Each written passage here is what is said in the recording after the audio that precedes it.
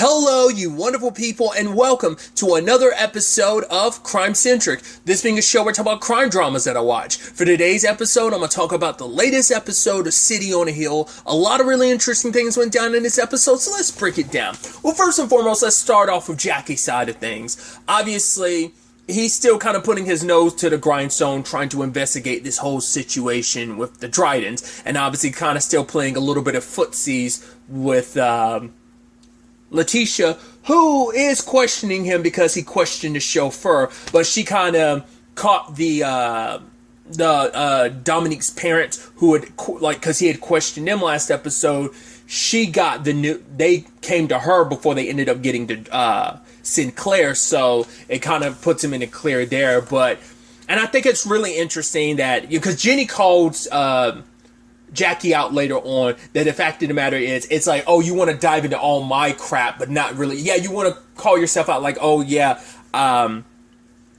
calling yourself a piece of shit, but you never really deep dive into who you really are, the good and the bad. And he's like, no, I know exactly who I am, but he still struggles with that because he talks to an old pal of his, and he's like, yeah, when we were kids, we used to run around, we wanted to be superheroes fighting all the evil around us. And it's like, yeah, maybe we're still those like kind of like starry-eyed like kids believing we can make a difference, that, you know, maybe we're still those same dumbasses, is kind of how he puts it. And now he's torn between like, right, there's a boss I work for, like, you know, Sinclair, he wants to take Sinclair down because of all the terrible stuff he's done, but at the same time, I still want to benefit from it. I want to, like, you know, be able to pay off my daughter's tuition so she'd never have to, like, worry about debt for student loans. I'd also want to put my wife in a fucking mansion. So now he's kind of stuck with towing that line between the good and the evil, and it's like, you know, stopping Lex Luthor is what makes a superhero, is what his friend Red said, you know. And I think the question was, like, you saw Jackie like with his badge in one hand and the drugs in the other, and it's like, well, what are you gonna do? And I was like, is he gonna not actually take the drugs? It's like, no, he puts it on his badge and then sniffs it. You're like, okay. But it seemed like that gave him the courage he needed, because, you know, I'm jumping around, so I do apologize, but Jackie had continued, well, he went to Milani, they have Agent Milani to look into the Dryden situation, which he was like, I'm not going to do that. Why would I do that? And it's like, like, who am I supposed to talk to about it? It's like, well, do like I do, just keep it low key. And I love that he compares himself. He's like, no, like, when I gave you that tip about how to take down the case he was working on, it's like, I saw that glint in your eyes. It was the same as me. You love the spotlight. It's same as me. Maybe even more. Because he's like, oh yeah, that bust of yours was like 10 years ago. He's like, yeah, but all it takes is one bust to basically make you like the FBI's golden child. And the fact is, he's been riding the coattails of that for a decade, of just like, yeah, like his stories, and that's how he became so infamous. And he's like, yeah, so whatever you need to do to get this information, do what I do. Lie, cheat, beg, bribe, you know. He's like, all of the above is kind of part of my style, so do whatever you need to get some information. And it turns out, as you would expect with a predator like Sinclair, Bet nor Dominique were the first. There have been at least a few others. I mean, even then, those are just the ones we're aware of for now. But basically, he uses his like, there are a whole bunch of not children, well, they're practically children, because they're like probably fresh into college and stuff like that. But he finds the most unfortunate people who are in circumstances that, like, the woman that he ended up interviewing in the episode, or like trying to talk to, she's here on like a visa type of situation. So she ended up she lost her opportunity to go to college because she's the one who actually reported the rape, but then recanted the moment like Dryden caught, you know, because he has a lot of connection and a lot of pull. So, but the thing is, he takes people who are kind of not necessarily disenfranchised, but people who are in a position where he can help, and they need a benefactor, they need someone to help them, and he takes advantage of that. Even like Bet. Bet wanted to join the bureau when, because Jackie was sent to give her the money. And he talks to her, and she's like, I want nothing to do with the bureau anymore. She's like, I thought I was in love. And he's like, wait, you loved Sinclair? She was like, no, but he told me he was sweet, he was charming, and he told me he loved me, and then he did what he did. And even Jackie's like, I know I shouldn't even be saying this because I could get in hot water for it, but accepting this money won't make it go away. But she's like, at the very least, it'll help, you know? And it's, you know, no fault on her part. It's just she's trying to do whatever she can to make it through that. Like, everyone who found, like, their outlets to do it. Like, Sinclair might not have actually drug Dominique. Maybe she made those choices herself. But it's still, the fact is, that was her a way to escape what had happened to her. And everyone's trying to find a way going forward, and that's what really got to Jackie. Once again, it's too close to home with the Benny situation. So, and even later on, he turned to DeCourcy,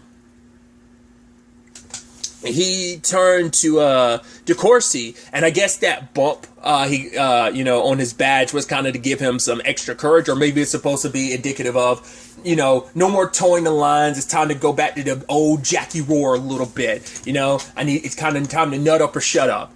And so he ends up exposing Sinclair and tells DeCourcy about it. It's like, the fact that he ended up telling that story about that guy, and it's like, oh, you're comparing your boss to him? It's like, no. He's worse. The fact is, and it's like, oh, are you doing this because you want your badge back, or is this because of what happened to Benny? He's like, maybe a little bit of both. But for him, it's just like, Dryden is a monster that shouldn't be able to get away with what he's doing. And of course he says, no, I'm not doing this. It's like, why not? It's like, oh, the last time you've come to me, you fucked me over twice. I'm not about to be fucked over again. But I think even DeCourcy was kind of caught off guard for a second, though, because I think for him, it's like, he could tell the sincerity that was coming for Jackie, but Jackie's still Jackie. So you always have to, you're always going to be he's going to be more hesitant than anyone. But I think it still did hit him that, like, right, Jackie did kind of go out of his way to come to you, and considering the circumstances of what this is and how close to home this hit him, with the whole, in comparison to the Benny thing, that I think that probably helped edge DeCourcy's mind more towards saying yes, which he ultimately does at the end of the episode, because he's like, people like Sinclair treat themselves like, white men with like that type of power treat themselves like they're actually invincible, like they're actually gods. It's time we show them how impotent they are. Because I think that had to do with maybe in conjunction with maybe everything with Siobhan this episode that really like hit home. I mean, I think it could be a culmination of that, plus hearing Jackie's perspective on, like, hearing, where Jackie was coming from with this, plus his own experience with just, like, the Whitaker case as well, like, the whole system as a whole. I think, he's all about, like, flipping this shit upside down, like, turning it all around. That I think, that rebel in DeCourcy that's like, yo, I'm ready to burn this bitch down if it needs to be. Like, I think that all that culminates in this. I think every little storyline I think that DeCourcy's tied to, like, kind of played a role in putting him, and just him being who he is at his core. So, maybe even, a little bit of what his dad told him, like, right, what are you running from that's so deep inside of him? Like I said, I think it's all a culmination of that made him decide. But he's like, right, you fuck me over on this, it's going to be your ass, Jackie. And Jackie's like, fair enough. So, there's that.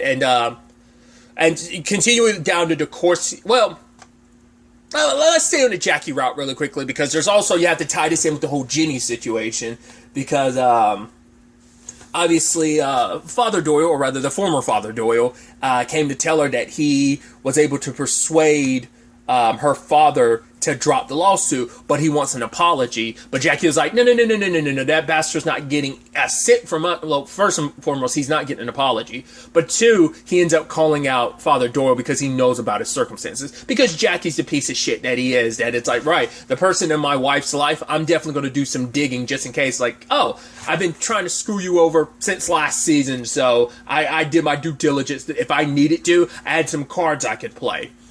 But, Ginny was like, I was going to say no, but I wanted the opportunity to say no for myself. Jackie kind of speaking for her. I think, like, if you wanted to break it down from a psychological standpoint, I'm not trying to compare Jackie and her dad, but I think the fact is that she lets Jackie, not even like she lets, it's just, I think sadly on some level,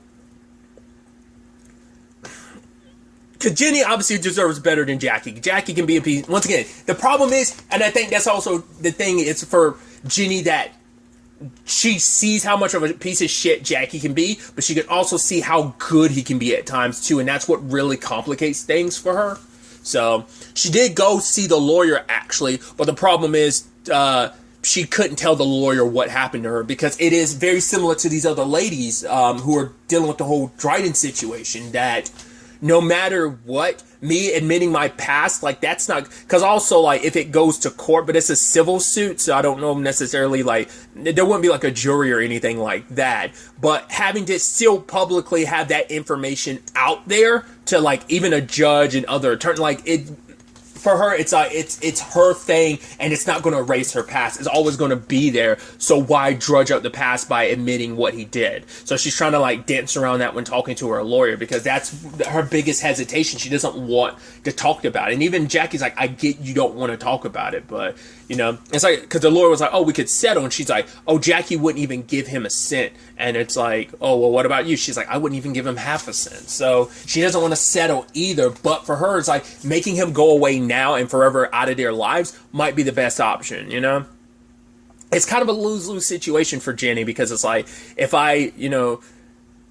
if she pays him off to go away, there is always a chance the bastard will come back. But two, it's also like, right, she entered all of this. She found herself in these circumstances because she wanted to face him. She wanted kind of closure, not for him, not wanting him back in life. She needed closure for herself, for all that he had done to her, how he hurt her, how he abused her, that she's kind of being, that's kind of going to be taken off the board. And it's like, you want him to suffer. Jackie wants him to suffer. Jenny would want him to suffer. You as the audience would want him to suffer. So him getting paid and just to go away, it's like, it's too easy. You know, you want him to like have to suffer for what he's done and just kind of be shamed, you know? But the problem is Jenny is taking a lot of that shame upon herself when she has nothing to be ashamed about. It's all on her dad for being, once again, the garbage human being he is. So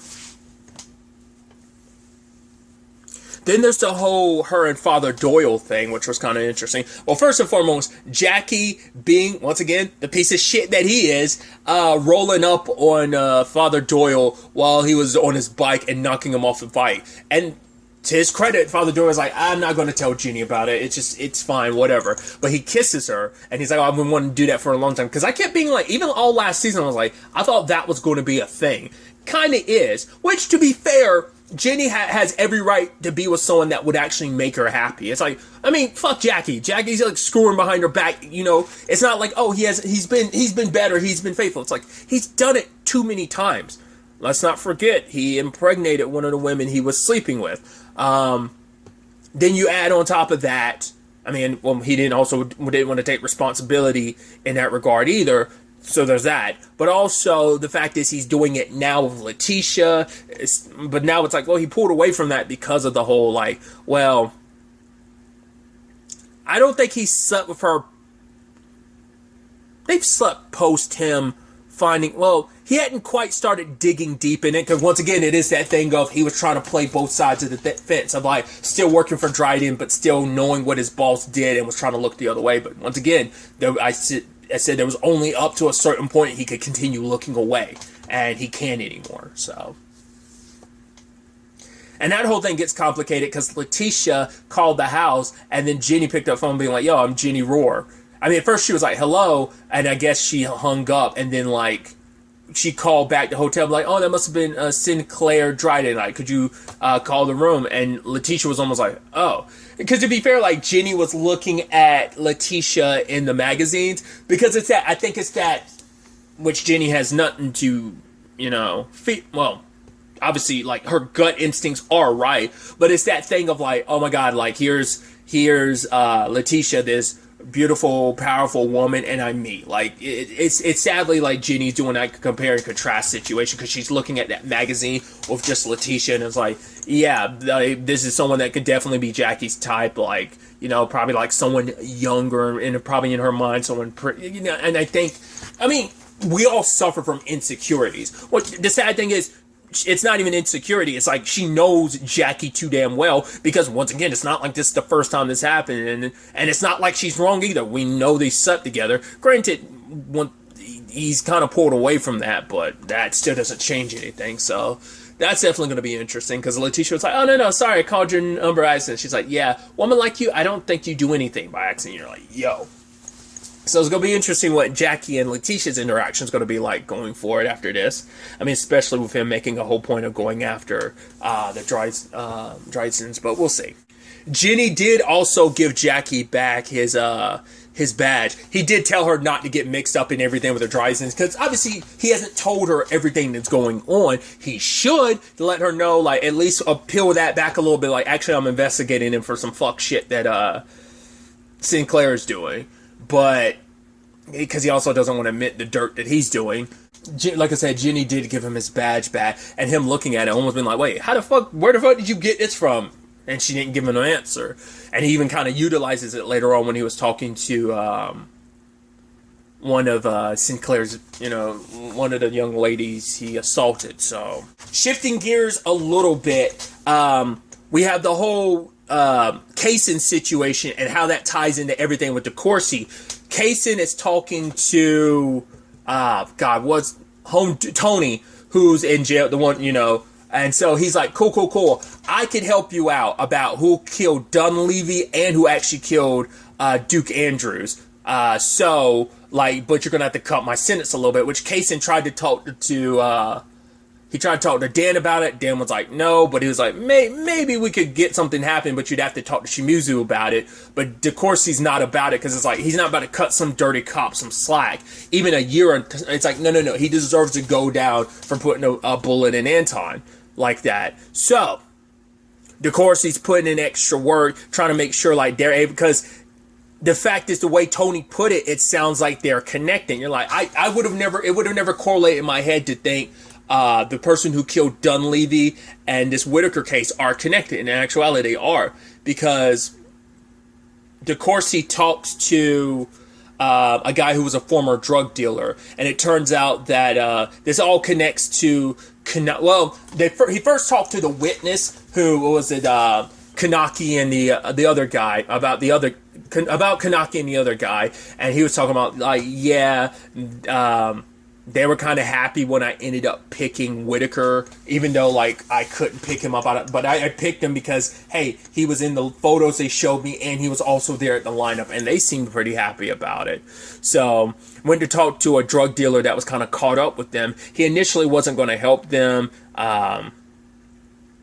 but for him, what really made him decide to quit the drug game, because he eventually did kind of give them his heroin and stuff like that, his heroin connect, because that's how they were doing running their side hustle. But what made him pull out from this whole drug game, kind of get clean and stuff, finally, because he was only in the drug game because he wanted to pay off, so he could go to culinary school, but he saw them kill Andrews, and for him it's like, white cops killing us, nothing new. White cops killing white cops, like, that's when you're like, shit's wild now. So it's like, I'm not about to be in the middle of this. If they're willing to cap themselves, it's like, cap their fellow white brothers in blue, then what shits do any of us have when they're already killing us like no one else's business? So he's willing to testify, so they go to one of the two involved, gets him to roll on the other one, because it turns out that's what this was all about. Like, Tony, Suffering, that's it. Suffering and Dunleavy were moseying, and Andrews were moseying in on their business. So that's why and that's why Andrews got popped, because you almost feel bad, because you're like, he wasn't necessarily a good person because he was moseying and trying to, like, get a slice of someone else's, like, drug game. So it's like, doesn't mean he deserved to die, but still, it's like, okay, so that's what this is about, and that's why Dunleavy got popped too, because what was he in the middle of doing? Like, shaking someone down for drugs. So it's like, okay, so you were steeping it, you were dirty cops were like stepping in some other dirty cops' business. They didn't appreciate that, so that's why Dunleavy got popped. So that's what that was all about. I figured, I was like, there was plenty of people that probably had motive to want him dead, but now we have the full context for it. And because of all this, it's like, yeah, now we have enough to add about another 10 years on to suffering. Like, not only did we not cut him a deal so he's not getting a lighter sentence, we solved it on our own. We were also able to potentially stick even more on him. I'm like, ooh. And what was it that Casey says something about, like, oh, I hope he gets like beach balls or something like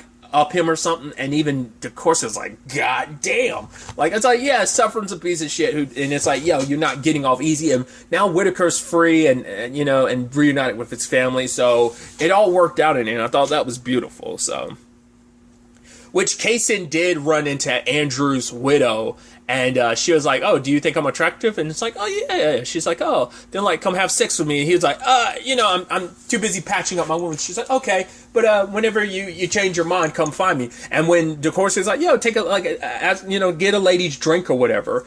Get a lady a drink or something, kind of have fun or whatever. I thought that was going to be, like, him going back to that widow. Still could be something in the future, but... because it's been a week at this point in time since Maggie left, and he's, you know, he realizes, like, oh man, how much she held down the fort. It's like with their kids, he hasn't have, like, he missed so many milestones with his kids because of work. He wasn't really there. It's like, yeah, she practically raised him. He's like, yeah, I'm telling these stories and stuff like that. To them, I'm more like Daffy Duck. I'm not even like really, you know. And now it's like one of his kids, he's like, yeah, my kid's got a boyfriend, doesn't even want to hang out with me.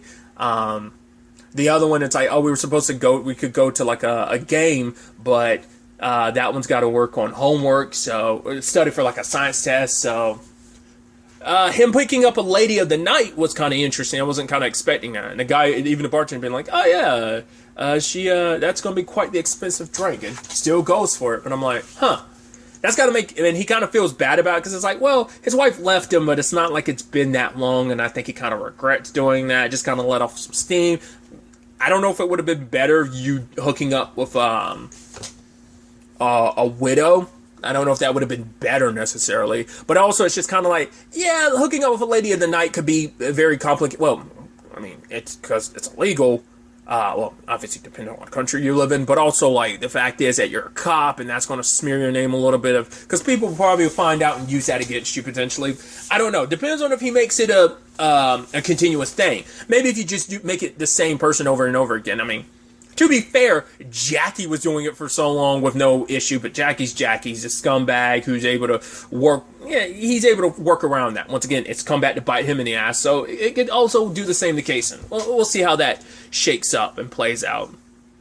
But also we have the Siobhan situation. I really like that Louis is kind of pushing more so for like the whole Siobhan should probably talk to someone, because he sees the way she is. She's like she's locking the doors, making sure that the windows are bolted, and it's hard to say whether that's her her meeting with the a wise guy came to visit her about the whole construction company thing, right? So I'm curious if it's just about that, or whether it is just the Anton situation of it all. Like, it still rattled her. I think it probably is more so the Anton thing, but maybe that maybe that agitated some of that worry in her as well. But Louis been in that similar situation, you know, and that's the thing. Like, he's like, I had to talk to somebody. Like, the fact is, you're like, because he's like, I was wearing a Kevlar vest and stuff like that, and I'm a police officer, and me getting hit with a bullet, he was like, I was in the OR praying that the doctor knew what they were doing. And it's like, I'm a cop, and I'm supposed to be trained for this, and that still rattled me, and I needed to talk to someone. Siobhan, like, you know, it's like, it's that combined with the miscarriage. It was like one thing after another with that. So Louis suggesting like she should talk to somebody. And she tried going to the gun range with DeCourcy to try and feel okay, but the moment she fired just one bullet, and she couldn't even fire anymore because it just made her think about that night. So she's willing to do whatever it takes to stop the ringing in her head, you know?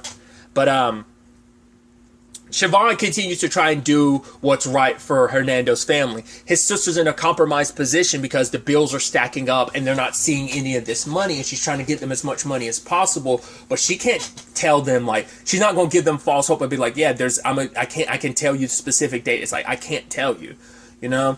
And so they're kind of running out of patience. So she was able to convince the wife of the guy she saw, like, went to talk to last episode, for him to admit, he'll be like, okay, I'll testify, I'll do what's right.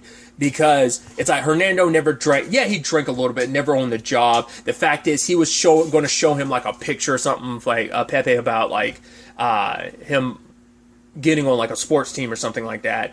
And that's when like it came down and it went through like his the plastic hard hat he had on. And it's like they had just previously complained about the conditions of things prior, the day before or whatever, and they were ignored. So this is 100% on that construction company. And so Siobhan goes to see like the CEO of it, and she's like, no, we'll look into it. And you could tell, like, you could meet like they're stonewalling, especially when she was like, yo, you should actually watch the Channel 6 News or some shit like that. And you're like, what the fuck is that about? And then she proceeds to smear Siobhan's name. It's like, yo, of course. It's like we're dealing with powerful people. Like I said, this is what really like tipped DeCourcy off. That it's like they can't have the right. They can't just go off and like smear her name like that. So they're trying to like dismount the whole thing because they're trying to be like, oh, Hernando was drinking on the job. Also, the fact is, Siobhan, she was fired from her previous job because of mental instability. That whole thing, trying to paint her as not the most credible lawyer. And it's like, Hernando's family probably shouldn't be listening to her either. So trying to dismantle this whole thing because you know they have the case. But that's super effed up. I wonder, like, is that just her doing the, oh, I gotta protect my business, I'm not gonna admit any fault type of thing, which is enough on its own, but also they've hinted, obviously there's like a mob connection there, so maybe the mob is kind of leaning on them like, yo, don't give any money away, like, cause we can't have anything traced back to us 100%. Who knows, she might be mobbed up herself, like, she might be, like, connected in that regard. So you never know. The way she handled herself, that actress looks so familiar. I don't know what I know her from, but she seems so familiar. I have to look into that. Who plays, wasn't Nito M, or like the CEO of that construction company. And it's also the moment she's like, yeah, plus you never know what skeletons might be in the closet, which I'm like, kind of the terrible timing because we know about Siobhan's past. And so when she gets there, a reporter is there, a reporter or journalist came to be like, oh yeah, you know about your friend that died? It's like, yeah, we have a good authority that you were in a car that hit a guy, and it's like, were you in the car with her? And she doesn't want to say anything. It's like, right, you can ignore me, but I'm not going away, neither is this story. So she's like, you should probably tell your side of things. You know, her mom telling her just to kind of let sleeping dogs lie. It's like, might not have a choice anymore. She's going to have to go on the record because this story is coming out now. And so they went ham. Like, they were already ready. They already had the trigger ready to pull the moment Siobhan started asking questions. It's like, all right, let's start digging into her past. It's like, yeah, I should have figured. The fact is that she immediately mentioned that on that show, and then like the next day, a journalist coming to her about that. So either they got to a journalist about everything that night, or they had already been having the groundwork laid for this. It's just, that was another 1-2 punch. It's like, man, Siobhan can't catch a damn break, dude. So it's definitely going to be interesting to see where all of this ends up taking us going forward into the next episode, in all regards. But really, that's all I'm going to talk about. Till the next time we meet, be happy, be safe, live life to the fullest, and enjoy it. Good day, and goodbye.